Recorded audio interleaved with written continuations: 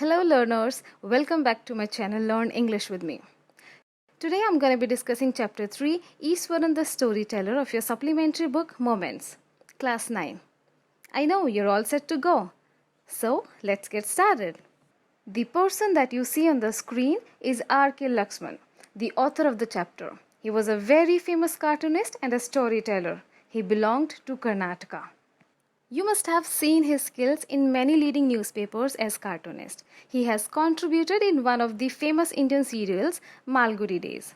Now, let's start with the summary of the chapter. There are two lead characters in the chapter, Mahindra and Iswaran. Mahindra was a young, simple and unmarried man who could adjust in any kind of odd situations and conditions. Iswaran was his cook, who was attached to him and followed him everywhere he went for his job.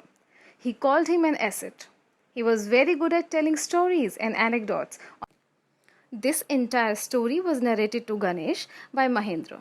We can assume Ganesh as Mahindra's colleague or a friend. Mahindra had to keep moving from one place to another in order to perform his duties. This time he had been shifted to a chemical plant. His job was to keep an eye on the activities at the work site. Mahindra would be up early in the morning and leave for work after breakfast. Meanwhile, Iswaran would complete all his household chores. He would have his lunch and read a Tamil storybook before dozing off. He had improved his narrative skills by reading up to that extent that he could bring the listener on toes and would leave him in suspense. He had mastered the art of telling the stories by giving imaginative descriptions. For example, instead of saying he had come across an uprooted tree on the highway, he would say he had seen such an enormous bushy beast lying across the road. As he grew nearer, he noticed it was a fallen tree with its branches wide open.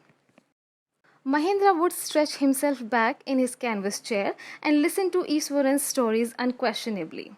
He further told another story of an elephant. The elephant entered the border of the town right away from the jungle, smashing all the stalls selling fruits, mud pots and clothes. People started rushing here and there in panic. After some time, the elephant entered the school in which Iswaran was studying. He was in junior class that time. The elephant had ruined many things in the school. All the boys ran into the classrooms and shut the doors tightly. Meanwhile, all the teachers had climbed up the terrace of the school building. After witnessing all this, Iswaran took the lead to deal with the giant elephant and grabbed a cane from one of the teachers and came down to face it. He quickly hit its third toenail and the elephant collapsed in few seconds.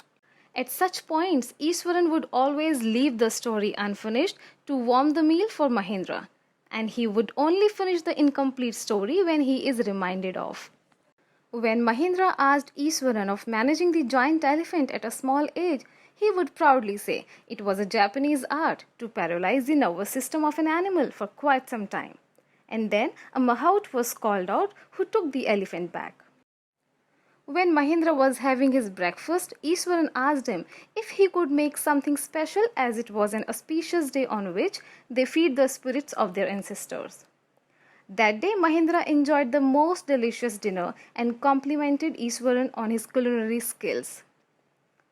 Iswaran then further told Mahindra another story of a female ghost that appeared on and off at midnight during the full moon, and she carried a fetus in its arms.